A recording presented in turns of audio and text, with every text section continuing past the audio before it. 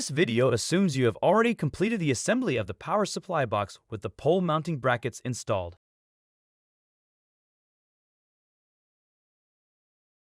You will need a Phillips head screwdriver, a heavy-duty pair of side snips, zip ties for cable management, and it is recommended to use a drill with an 8mm socket.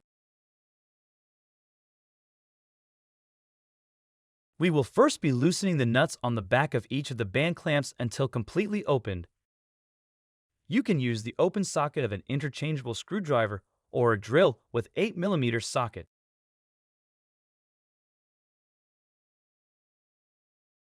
Next, we will place the supply box in an upright position next to the pole so we can tighten the band clamps around it.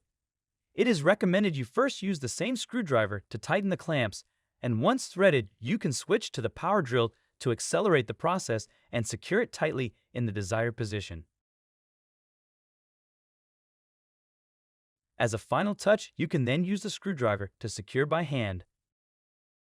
You can now check that the box stays in place and does not shift. Now we will want to trim the excess band clamp down to a much more manageable length of 2 or 3 inches leftover. You can cut the clamps using the heavy-duty side snips. The sharp leftover ends can be trimmed as shown.